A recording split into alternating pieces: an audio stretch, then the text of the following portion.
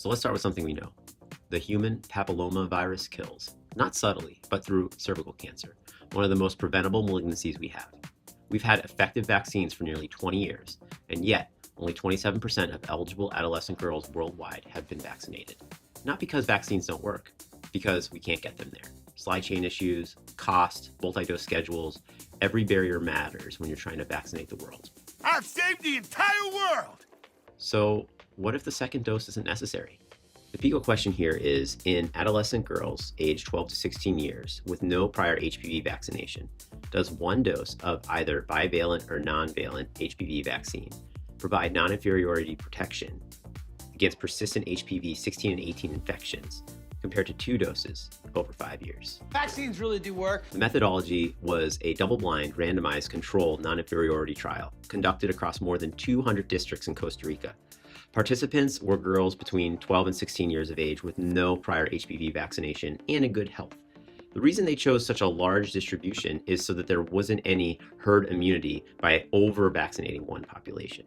Participants were randomized in a 1:1:1:1, that's 4-group ratio, to either get 1 or 2 doses of the bivalent vaccine, that's Cervarix, or 1 or 2 doses of the nonavalent vaccine, that's Gardasil.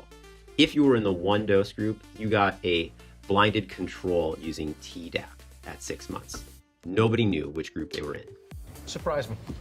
Follow-up occurred every 6 months for 5 years, with participant-collected cervical-vaginal specimens for HPV testing at each visit.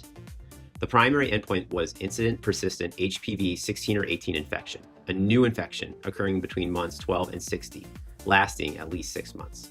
The pre-specified non-inferiority margin was 1.25 infections per 100 participants, calibrated to confirm that single-dose efficacy exceeds 80%. The trial also enrolled a parallel, non-randomized survey of unvaccinated girls and women aged 16 to 21 from the same geographic area, an unvaccinated comparator arm to anchor absolute vaccine effectiveness estimates. I'll drop the anchor. And now for the results. A total of 20,330 patients were enrolled and randomized, which was roughly about 4,800 patients per group. An additional 3,000 unvaccinated participants were enrolled in the survey to, again, look for unvaccinated rates. Adherence was excellent across the board. 92% of trial visits were attended, and specimen collection exceeded 94%. The primary outcome was 1 dose was non-inferior to 2 doses for both of the vaccines. For the bivalent vaccine, the rate difference between 1 and 2 doses was negative 0.13 infections per 100,000 patients. The 95% confidence interval was a negative 0.45 to a 0.15, showing non-inferiority. For the nonavalent vaccine, the rate difference was 0.21 infections per 100 participants. The 95% confidence interval here ran from negative 0.09 to 0.51. Again, non-inferiority. So 0.51 sits well inside that 1.25 non-inferiority margin. And the nonavalent vaccine, 1 dose was non-inferior to 2 for protection against all 7 carcinogenic HPV cancer types, the strains that are responsible for approximately 95% of cervical cancers. No evidence of waning through 5 years. One nuance worth flagging here: among bivalent recipients, cross-protection against HPV 31, which is a carcinogenic type not included in that vaccine, was substantially lower with 1 dose than with 2, 38% versus 83%. This is a secondary finding. It doesn't change our primary conclusion, but it's worth knowing. For safety, as you can imagine, there really were no serious adverse events for these vaccines. Now it's time for my favorite part anyway, the Castelli coefficient. 5 years, 20,000 participants, double-blind, 2 vaccines, head-to-head against the standard 2-dose regimen with a built-in unvaccinated comparator arm.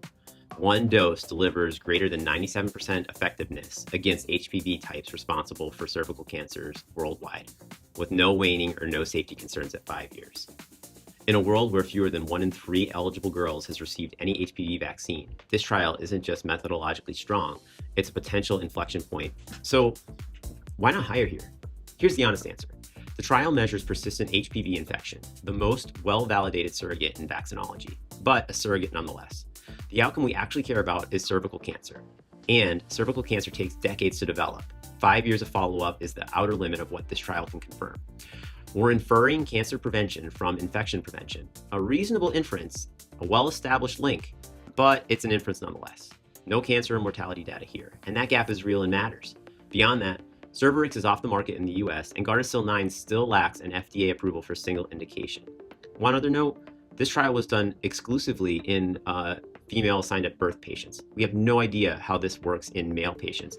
And it also calls into question, does one dose help decrease other types of HPV-related cancers like throat and anal cancers? So, in conclusion, one dose of HPV vaccine was non-inferior to 2 doses, with great effectiveness, no safety concerns. If you're in a place where vaccine access is limited and you can't get people in for 2, let alone 1 shots, this evidence supports a simpler schedule. The first shot is still important, even if the second shot has a barrier to it. So what do we do here in the States? Well, I still think we should look to vaccinate patients with 2 doses of the HPV vaccine until we have longer-term cancer data. Until next time, this is Dispense is Written. Remember to like this video and subscribe to my channel below. If you were confused about the non-inferiority trial, my next video dropping here is going to be about how to interpret non-inferiority trials using this as an example. So I hope you'll join me for that. And then actually, I have a fun second one where we take this trial and look at it through the lens of several language learning models to see what they have to say. There is some difference, and it makes us confused when we go to apply this to patient care. I hope you stay tuned.